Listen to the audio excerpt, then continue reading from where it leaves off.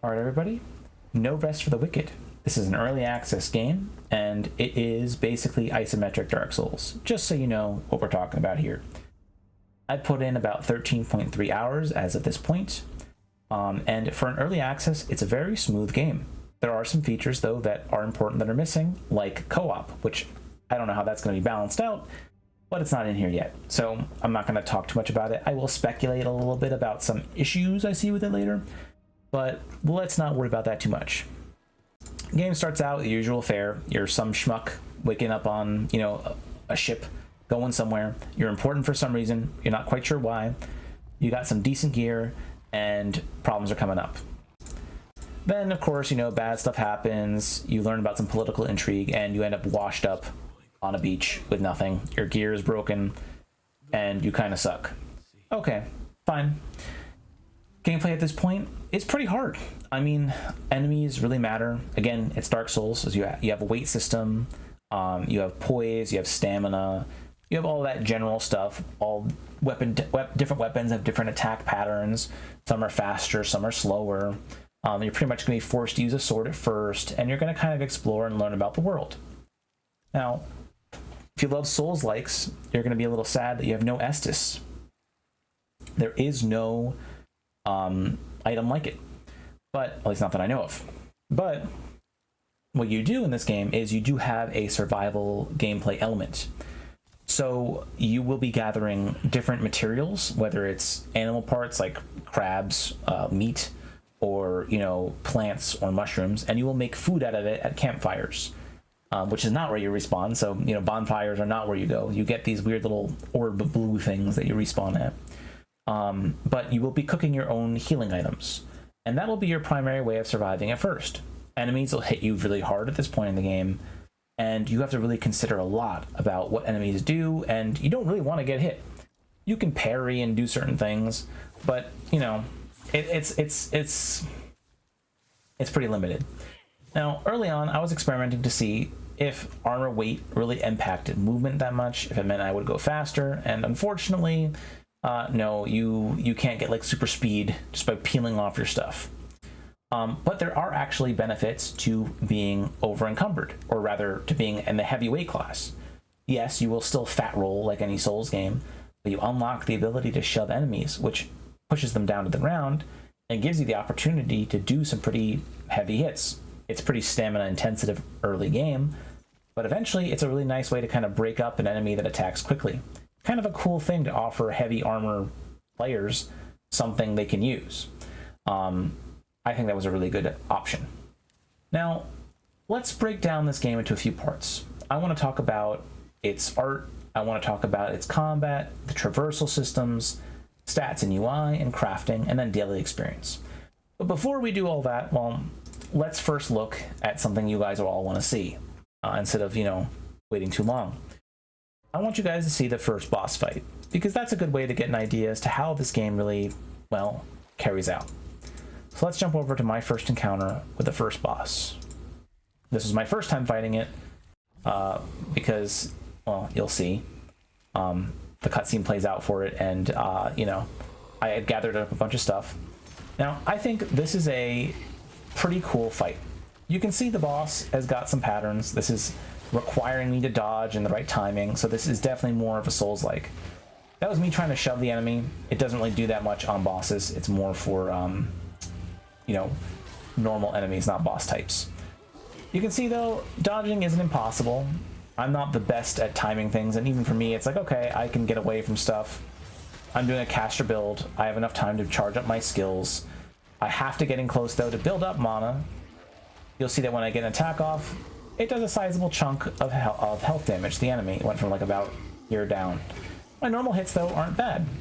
So no matter how you build yourself, as long as you're wielding an appropriate weapon and you're not spreading your stats too thin, you'll probably be all right. You're going to want a good amount of stamina, though, as a tip. Enemies got very obvious attacks, and things are pretty good. I don't have many options yet, but even then, I like my magic spell. It feels really strong when I can use it. Building it up is cool. I like that I have to get engaged with the combat, even as a caster-focused style character. I also have to consider when to release it. because spells can get stronger if you hold them longer. So, but you can also get interrupted and lose the spell. So, you know, there's a bit of tactics there. I think that's really good for combat. Eventually, I will have more stamina and things get a little easier, but I don't think it's too bad. I think the balance is kind of interesting, although I do think things get a little too easy later on when you have more and more options and gear that has crazy like benefits to it. Still, it's pretty cool. I wanted you to see that because it's kind of exciting, it's kind of fun, and who doesn't like to see what the boss fights are going to be like? Now, you also probably noticed the art style is very dark, very gloomy, but I think it stands out very well. I think they did a good job creating a world that you want to explore. It's definitely got like a dark fantasy feel, but I'm cool with that. I like that, you know, that different idea. I like the isometric style. It's a little weird, probably less fun for people who love isometric games strictly, because this definitely feels more like a Souls-like type. So if you're a Souls person, as you probably saw from that boss, yeah, that's about what you're getting here. Now there is survival crafting elements. They're more on the side and a little more on the tedious side, especially in the way they're utilized. But let's talk about that a little bit later, because that's a little bit more of a pain point. I'd rather not make, you know, you hear all that. Let's just have a random bit of me exploring a little bit later in the game, even though I look like a crazy mushroom hat wearing you know, crazy person off the streets, and ignore the fact that I just killed myself there. I thought I could reach that, which, you know, it looked like I might be able to reach it with a jump, but no, very clearly I could not. So art style, I think it's really pretty. I think the world looks cool. Different environments have different looks. Things are well animated for early access, especially. Everything's pretty beautiful. I'm pretty happy with that. Oh, here you can see some stats on things. So take a look at this. Purple items tend to have one negative effect, and then legendary items, I think, have no negatives. I only have one legendary item. But like this purple item here, it gives me health regen, which massively changed the way I played. It gives you increased focus when you parry, increased stamina when you parry, and then an overall speed increase. Obviously, you know, those things might sound kind of like great, except for the damage taken increased by 24%. That's horrible. But having the health regen was just so strong that I wore that piece for quite a while, because it meant that between fights I would start to cap up in health again, and I didn't have to worry, and suddenly I could get an abundance of healing items, which kind of hurt the survival aspect. I think they might need to nerf some things like that, or honestly, I think they would have been better off with an Estus system, but it's kind of hard because there are other ways of healing too. I think overall it ends up feeling fun. Not every game needs to be the most challenging thing in the world. Now, let's talk quickly about combat. Combat has a stamina system, a weight system. You can see at the bottom of my screen there's a little weight meter. It says like normal, and then, you know, obviously you get slower as you carry more stuff, and your roll becomes a fat roll. But you do unlock a shove, which is pretty cool, and the shove is useful, as I think I mentioned a little bit in the boss fight. The little shove doesn't really work on bosses super well, but on most other enemies it's quite good because it knocks them down. There's consequences for death. One big issue that I think the game should take out is that you have items break as you die. Now, they greatly nerfed this from when it was first released, and they nerfed it within like 4 or 5 days. But, you know, it ends up feeling kind of inconsequential at this point. I almost feel like the system just doesn't belong, because your stuff is never going to really break unless you're unless you're dying horribly and you decide, oh, I'm never going to go back to town, which is literally a fast travel away and meant to be convenient, and enemies don't respawn. You know, unless you decide to ignore all that, don't go back, you don't repair for the cheap price it is, then, you know, maybe you'll have something break. The only thing I've had break is a pickaxe, because I was trying to mine something, I guess, that was too strong. It was kind of weird. But yeah, you're not really generally going to run into that. So it just kind of feels like a pointless system. And who wants their gear to break in a Souls game for dying? I mean, the whole name of the game is pretty much to die. It's a little bit weird. Weird choice. I hope they just kind of take that out, find something better to put in. It's not even that good of a money sink. Like, it might cost you a few copper to repair even high level gear. So it's just kind of silly. I feel like there are some weird artificial barriers in the game like that. Just difficulty that doesn't necessarily belong. Some things that are bad, like, look, right there, I'm targeting the enemy. I'm doing a range attack, and for some reason, you know, my attack just decides to fly over the enemy. Kind of annoying. It's like, you know, why did it target that spot? You know, there are some little annoyances like that, and some weird jumps like at the beginning of this video where I jumped and died. Well, not of this whole video, but of this recording, where, like, you know, I see this little spot. I'm like, oh, I wonder if I can make this jump. It looks like it kind of wants me to. There's a guy talking there. Oh, I go for it. Nope. And it's just an instant death. Like, that's a little bit eh. But for the most part, I would say most things that you can travel through are pretty clearly marked. There are times, though, where I was like, man, I wish I could just move my camera because I know there's something coming. Or, man, this ambush only got me because the camera is placed in such an annoying way. And, like, it's like I know something's coming, but I just can't look at it. I find moments like that a little frustrating. It kind of makes me feel like, man, you know, why are we doing this isometrically? Not that it doesn't look beautifully, not that they don't do it well. I mean, they have such exaggerated animations that really help sell what you're doing. I mean, I think that's a great thing about the game. Everything is beautifully animated. Like, it's obvious you're doing things. It stands out because they do a good job, like, showing it off. But still, eh. Now, with some enemies, I think you're going to run into some problems. With combat, like, with all the different systems going on, it's very stamina reliant. And once you have enough stamina, a lot of the challenge starts to kind of dissipate. Once you have enough healing resources, more of the challenge dissipates. Once you have an option to heal, again, that challenge changes. And the challenge was important because I was paying attention to little things to enemies at first. Like, for example, right about here, because I noted this time, there's this annoying enemy that tosses stuff. Your usual, you know, bomb-throwing enemy. And usually that enemy is coupled with another enemy, as it was, to pester you, right? And then you're usually supposed to go up and dispose the enemy pretty quickly, because it's usually not meant to be like a super strong fighter. It does a lot of damage if you get hit by the bomb, but okay, I'll run in as fast as I can, attack. Oh, wait, what did happen there? You might not have seen it. But if we go back, I want you to look at my health really carefully before I'm leaping at this enemy as fast as I can. Watch my health. Oh, I took a bunch of damage there. What happened? Well, the enemy is programmed so that the second you get close, it attacks. Now, you can kind of tell this by its stance and everything, but even if you roll up to it, it's going to attack really quickly.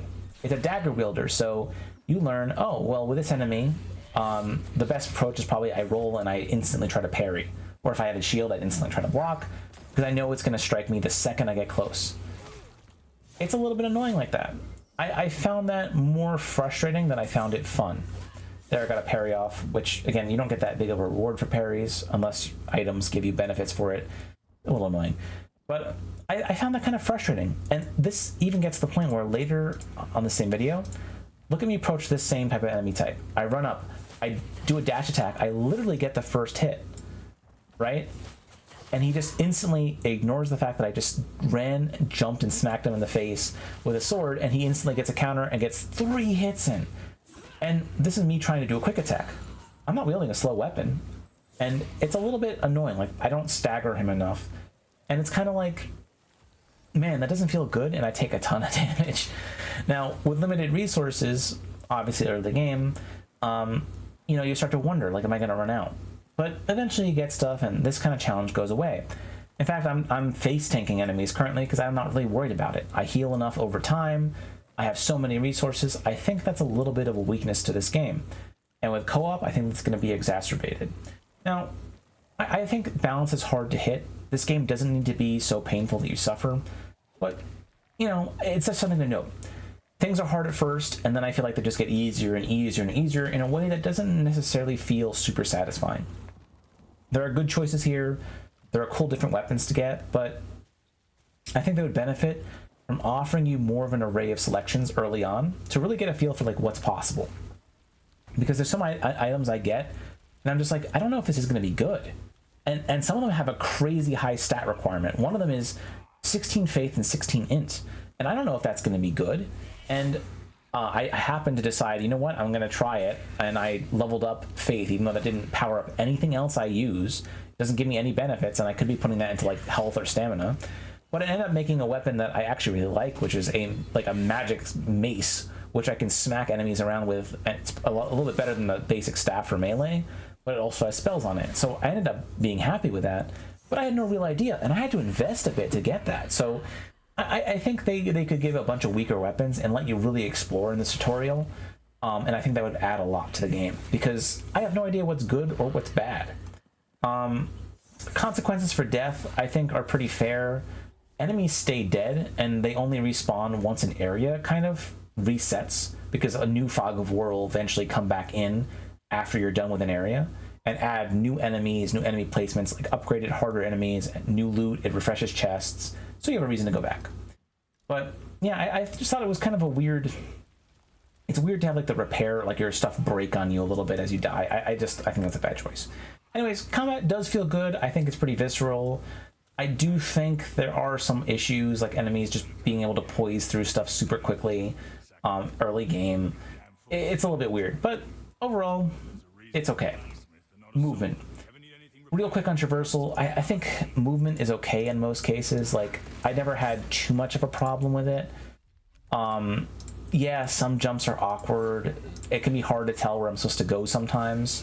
But I also like exploring the world. I never felt like it was too cheap. And even if I did die once or twice from a fall, it wasn't horrible. I do think that movement in the city is a little agonizingly slow. It's just kind of like... It's just kind of annoying. You know, like, yeah, like, sure, you know, running around the city, it happens. You're gonna have to do that in any game.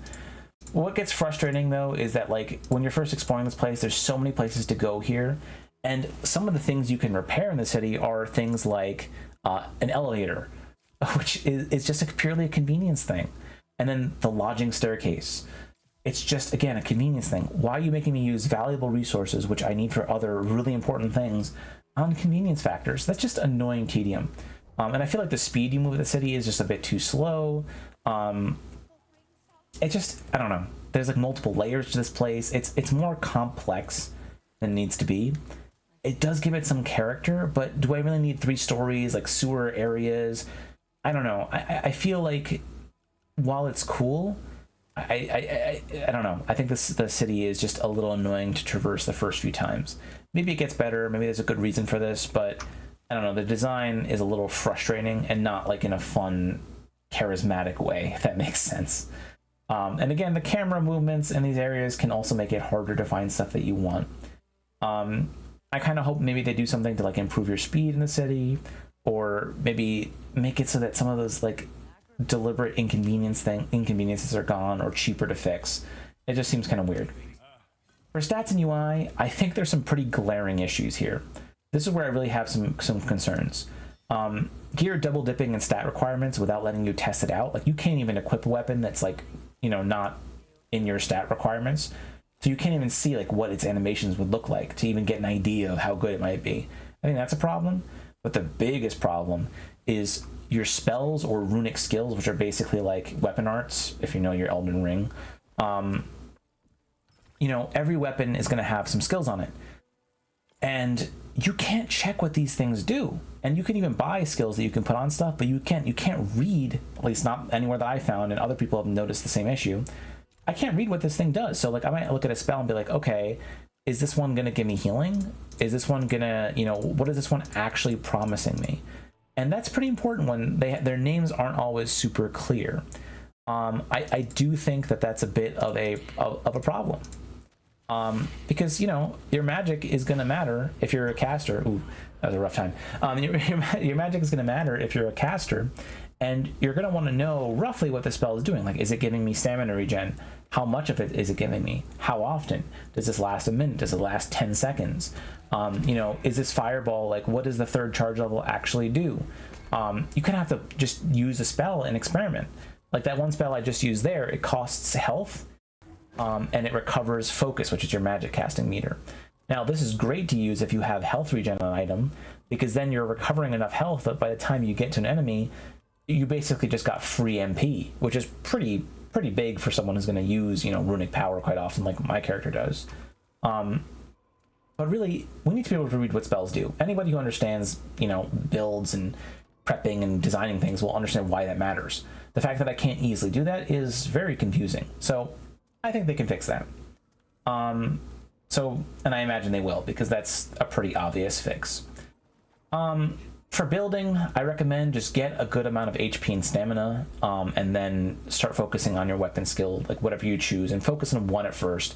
Don't double dip, because, you know, who knows how many items will be like that. Just build yourself up for something you like, or you might like. You know, there are going to be big swords, so if you like big swords, go for strength. If you like fast things, go for dex. And eventually the option will come to you. And, you know, I had to buy a crummy staff, and I enchanted it and got something good out of it. But, you know, eventually something will come your way. I do think there are some cool things that you can do with your stats too. There are RPG choices to make here. In the city, when you run around, you will be able to choose a few things that you want. So if I'm running around here, like in the main city, which happens a little bit later here, there are things that I can enchant. Like my weapon right now is enchanted. One of the vendors that's in the city, in the main area, has enchants available, and she will also let you put gems into your gear, and she can enchant anything you bring to her, and she might give you a green item, she might give you a blue, she might give you a purple. So any item you bring in, if you really like the way it looks or you craft it yourself, she can enchant it and give it some stat points. It gives you some random buffs, but it also limits how many like magic things can be slotted into it. So there is a downside to enchanting your gear. This girl is the one who can enchant it. So you can see here, I took these Tanith Harvester Greaves, I enchant them, and then I take a look to see what I get eventually. So I ended up making those Greaves into, let me reset it for a second so I can actually show you what they were. They were a gray item. Now they became, once I get to it, now they became a blue item, right? They have item weight decreased, they have knockback resistance, they have stamina regen increased. So, you know, you can get something kind of decent out of it. I have less slots in it for gems, and I have less customization, but that's a nice choice to be able to make. I like that. And, you know, a little bit of RNG on it, it makes it kind of fun. It also means if you craft your own stuff, you can make something and kind of gamble and see if you get something really good out of it. Kind of cool. Obviously, putting stats into your stat points improves your basic things. You can have more equip loads, you can carry more stuff without being over encumbered. Even though I've never really been to the point, I've never been so over encumbered that I couldn't move or anything. And like I said, I don't mind fat rolling in this. I think that it actually adds that benefit of shoving. So, you know, I've been okay with it. But you can choose to up that. You can up like a attack stat like strength or faith or dex or whatever. And you can, of course, upgrade how much focus you have, so how much magic you can store.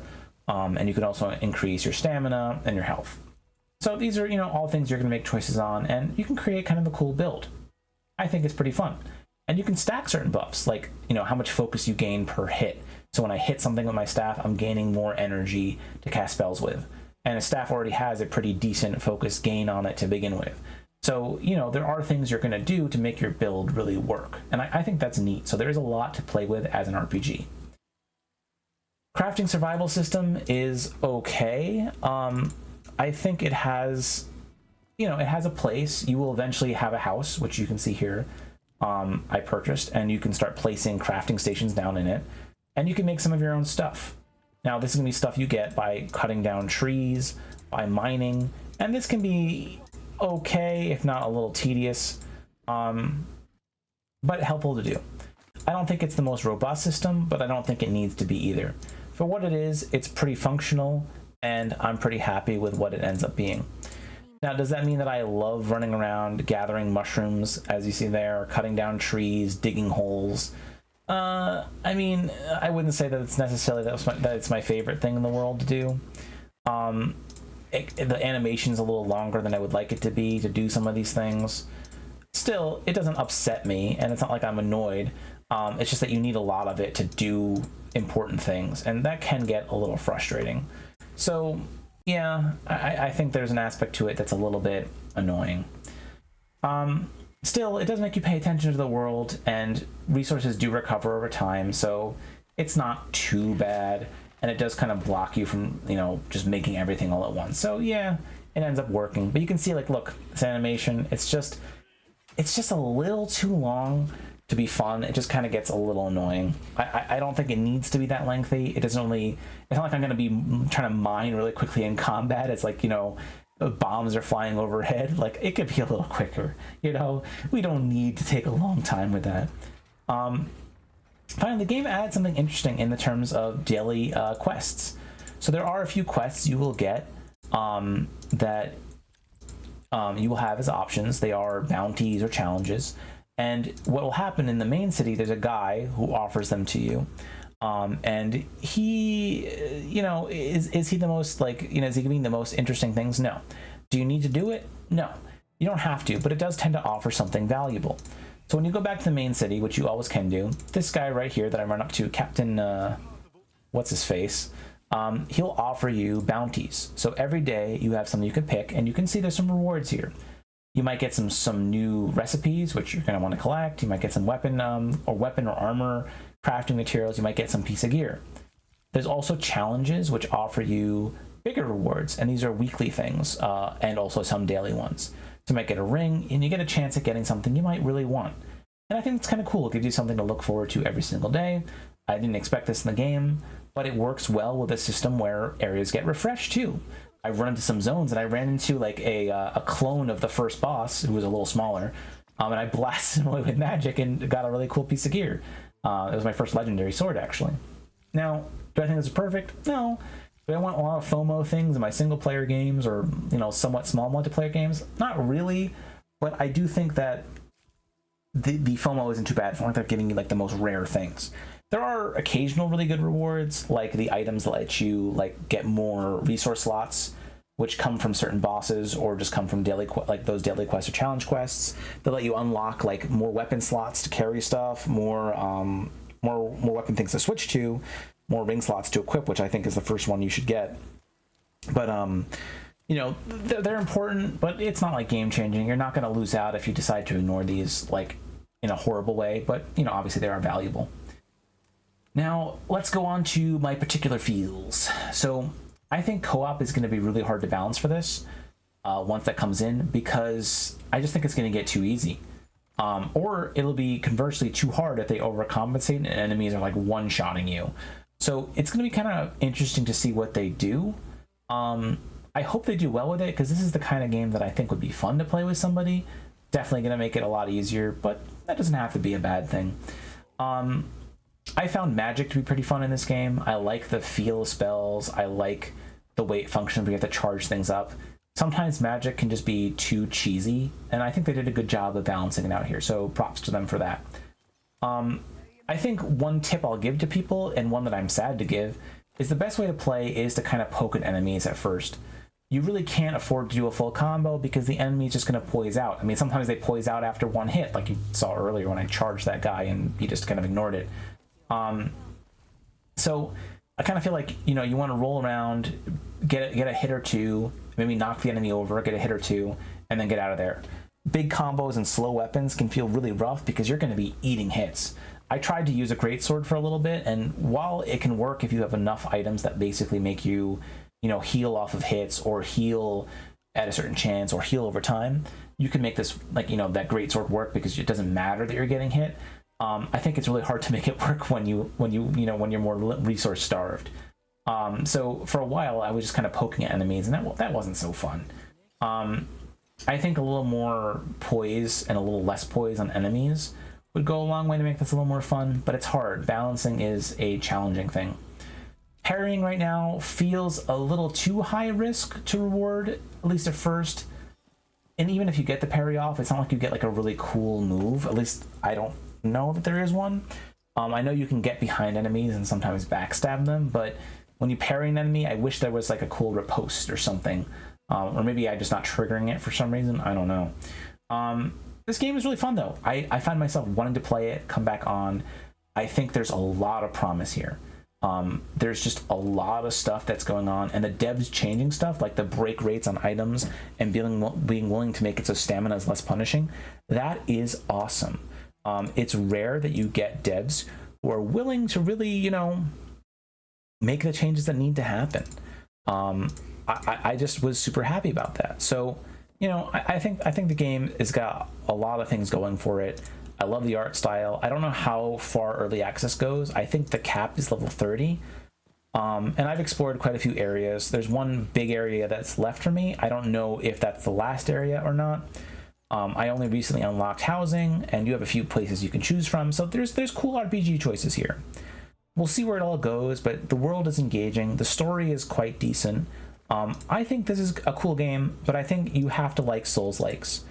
Liking isometric games like Diablo isn't going to be enough. If you don't like the Souls-like style, you're probably going to be frustrated at first.